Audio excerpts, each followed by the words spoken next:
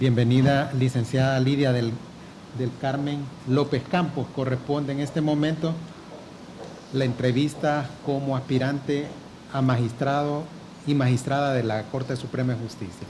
Bienvenida nuevamente. Gracias, buenas tardes. Buenas tardes.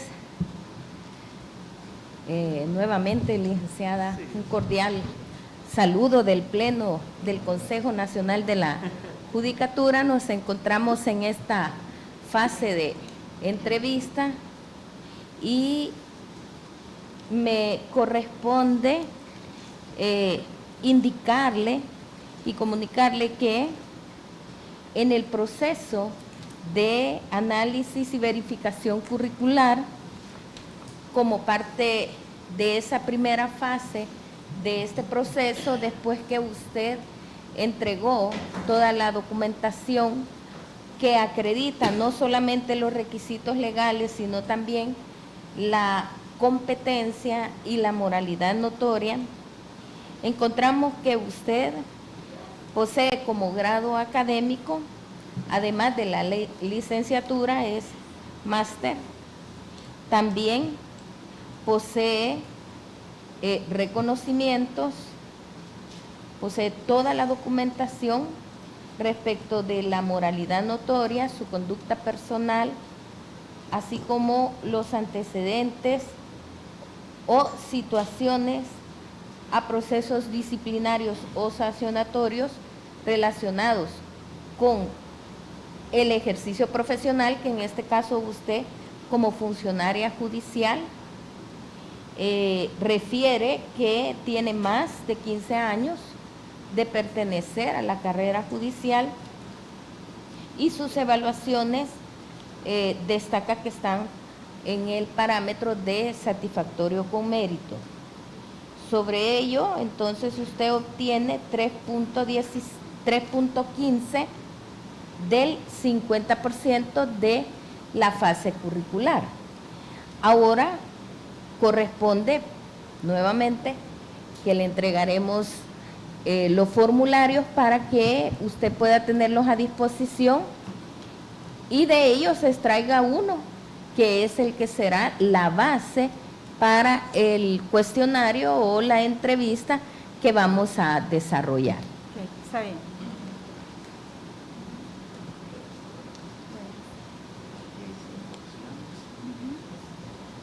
La primera. Es la clave número 1. Correcto. Puede abrirla, leerla tranquilamente y el licenciado Nelson nos distribuye esa misma clave a cada uno de nosotros y cuando usted esté lista vamos a comenzar con el desarrollo de las preguntas.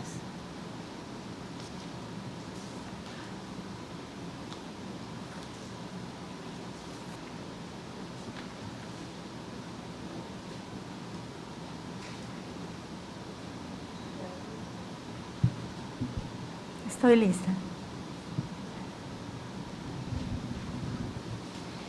La primera pregunta, que es la general, se refiere a indagar sobre cuál es su corriente de pensamiento jurídico, a cuál usted se adhiere y por qué razón.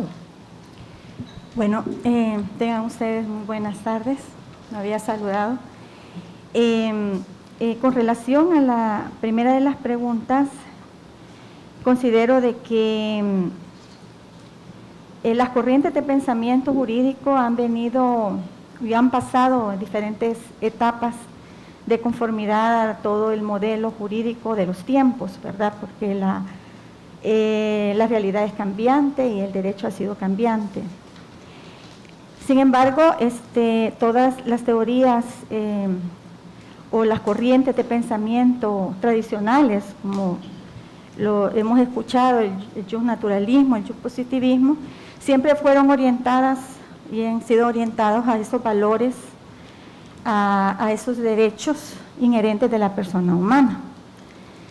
Sin embargo, a mi criterio, esas normas que podrían estar codificadas, esos valores en normativa interna, en todo el ordenamiento jurídico secundario, deben de hacerse bajo una interpretación bajo el llamado sistema de garantías. Yo me decanto sobre esa posición del jurista italiano Luigi Ferraioli, que establece de que todas esas normas y valores deben de estar acordes a un sistema de garantías. ¿Y a qué se refiere con el sistema de garantías? A ese mecanismo de protección que se le tienen que dar a esas normas que derivan de la Constitución como norma fundamentadora. Bajo el principio de supremacía constitucional, ¿verdad?, yo me decanto con la corriente de pensamiento constitucionalista, porque creo de que el juez o magistrado no debe ser nada más sujeto a la aplicación de la ley, sino que de preferencia su sujeción debe ser a la Constitución.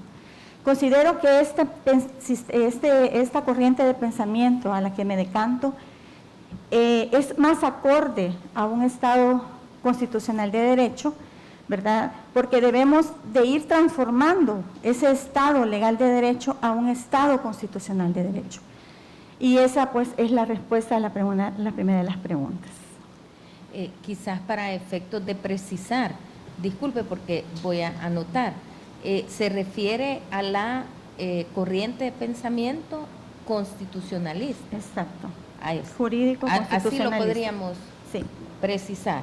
Bueno, que en conocimientos jurídicos, ¿qué es el control de convencionalidad y en qué medida es aplicable en el sistema jurídico nacional?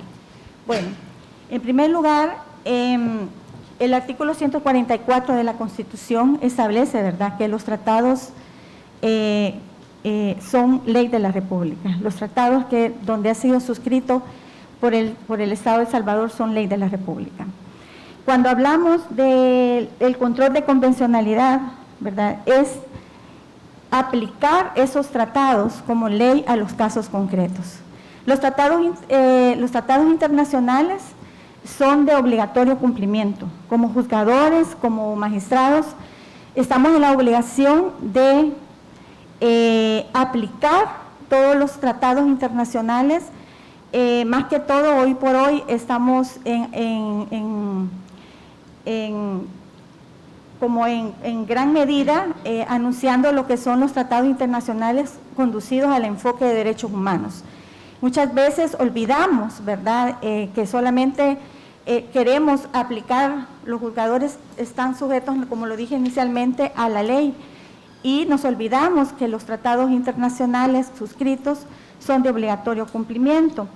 El control de convencionalidad radica en eso mismo, en la aplicación a todo el sistema jurídico, es decir, no importa en qué materia vamos a aplicar los tratados internacionales, no importa en qué materias, ya sea civil, mercantil, contencioso, debemos dar aplicabilidad a los tratados. Con relación a las aptitudes y valores éticos, ¿qué criterio debe seguir un juez para el manejo de los medios de comunicación social interesados en los procesos sometidos a conocimiento del tribunal? Bueno, por el principio de transparencia al que nos debemos todos los jueces y magistrados, estamos obligados no solamente a documentar todas las decisiones que se tornen en casos concretos, o sea, tenemos que documentarlo para que cualquier ciudadano pueda tener acceso a esa resolución que como juzgadores hemos dictado. Sin embargo, dentro de los criterios, según lo que plantea la pregunta, creo de que si el juez, generalmente no tenemos como juzgadores, y eso lo puedo decir, no tenemos como las actitudes correctas como para poder enfrentarnos al periodismo, ¿verdad? O sea, muchas veces creemos que tenemos esas actitudes de poder enfrentar como periodistas, pero somos jueces. Y yo creo que una de las pautas para las cuales podemos perfeccionar lo que es la transparencia es a través, digamos, la Corte Suprema de Justicia tiene ahora, hoy por hoy, lo que es la unidad de prensa. Entonces, se puede canalizar a través de la unidad de prensa las resoluciones que se han emanado en sede judicial y a través de la unidad de prensa hacerlo saber a la ciudadanía, ¿verdad?, cuáles son los criterios y los fundamentos por los cuales se llevaron a resolver un caso concreto. Yo considero de que no es necesario que el juez se exponga de esa manera porque puede dar un dato equívoco al momento de dar una explicación de sus resoluciones, cuando realmente la resolución o el fundamento de la resolución está plasmada en la resolución misma, ¿verdad? Porque estamos obligados a motivar y a fundamentar la resolución. Entonces se puede canalizar, ¿verdad?, siempre por transparencia, por integridad, ¿verdad?, por obligación que tenemos como juzgadores de dar a conocer los fallos que se han dado a través del mecanismo que la misma Corte ha diseñado, que a través de la unidad de prensa. Apreciaciones sobre el órgano judicial. ¿Qué propuesta impulsaría usted para lograr la divulgación inmediata, efectiva y extensiva de las decisiones más recientes de las salas de la Corte Suprema de Justicia? Me llama la atención mucho esta parte porque recientemente, bueno, no recientemente, quizás un par de años atrás, Costa Rica implementó ya como derecho fundamental la información virtual a través, o sea, para poder potenciar lo que es el acceso a la justicia. Y también por la información que requiere el ciudadano de conocer el contenido de los fallos. Realmente yo considero que en esa parte, como país, como Corte Suprema de Justicia, estamos un poquito atrasados en ese sentido porque inclusive las denuncias ahora con la nueva normalidad de la pandemia y de cualquier evento que pueda suscitarse, porque no estamos exentos a que se susciten nuevos eventos de esta naturaleza, nos vimos expuestos a las limitaciones que tenía la ciudadanía para poder interponer una denuncia.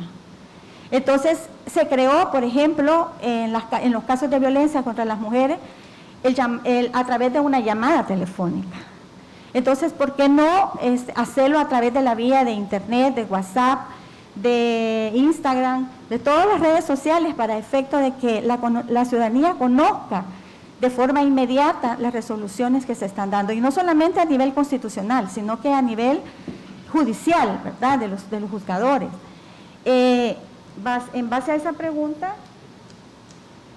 una de las propuestas, ¿verdad?, sería como lograr que la divulgación sea a través de la tecnología, de manera virtual, ¿verdad?, pero tomar en cuenta, ¿verdad?, los parámetros también de los países cercanos, como es Costa Rica, que se asemeja un poco la jurisdicción nuestra, donde ellos han establecido como derecho fundamental de acceso a la justicia la información virtual. Así es que esa es la propuesta. Exploración de otros conocimientos y apreciaciones personales. ¿En qué consiste la ponderación como estructura argumentativa en la interpretación constitucional? Bueno, los derechos fundamentales establecidos en la Constitución, todos pues merecen, no tienen jerarquía, sino que todos tienen un rango constitucional. Sin embargo, nos podemos ver ante un caso específico donde existen dos derechos fundamentales, donde el juez o el magistrado tendría que inclinarse, y eso va a ser casuístico, ¿verdad?, de acuerdo al interés, ¿verdad?, preponderante en cada caso concreto. Digamos, por ejemplo, recuerdo el caso de Beatriz sobre la ponderación de derechos que se estaba haciendo del nascituro con la vida de Beatriz, ¿verdad? Y ahí pues la sala hizo esa ponderación de derechos sobre un mismo derecho fundamental, que era la vida. Entonces, la ponderación va a requerir de cada caso concreto en el cual que sea de interés y que no venga a perjudicar de gran medida el otro derecho fundamental, en el cual quedaría no en segundo grado, sino que quedaría bajo para ese criterio de ponderación, donde se decanta mayormente por un derecho específico. La siguiente pregunta respecto de la vinculación política partidaria. ¿Ha colaborado en campaña política partidaria a favor de algún candidato en un proceso electoral? No, de ninguna manera. Soy juez de la República y esto, pues, la vinculación partidaria es contrario, pues, a la investidura que tenemos o que tengo particularmente como jueza de la República, y eso pues viene a reñir con todos los valores éticos, independencia, imparcialidad, ¿verdad?, judicial, y no he hecho ningún tipo de campaña, no estoy vinculada a ningún partido político, ni tampoco he dado muestras directa e indirectamente ni simbólicamente de pertenecer a un partido político.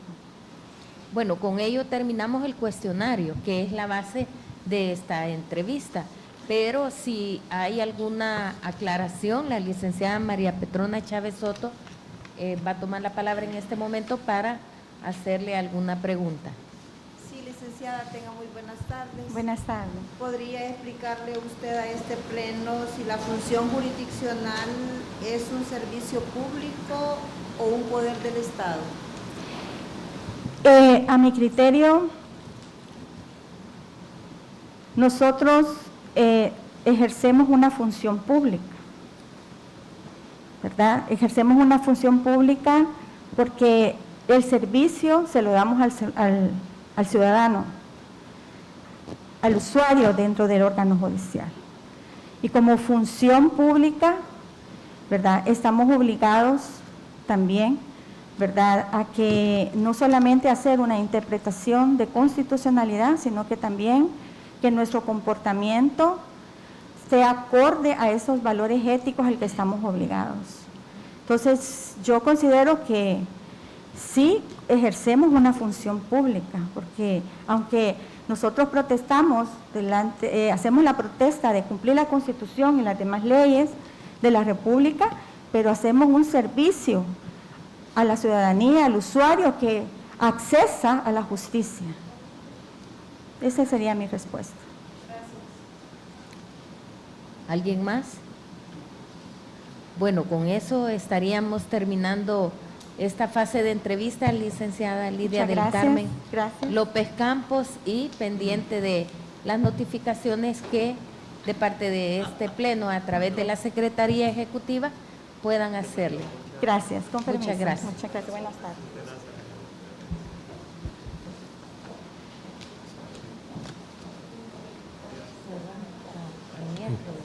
Habiendo concluido la entrevista a la aspirante licenciada Lidia del Carmen López Campos, finalizamos la jornada de este día, reanudando la celebración de la sesión extraordinaria 06 el día miércoles 10 de marzo a partir de las 9 de la mañana.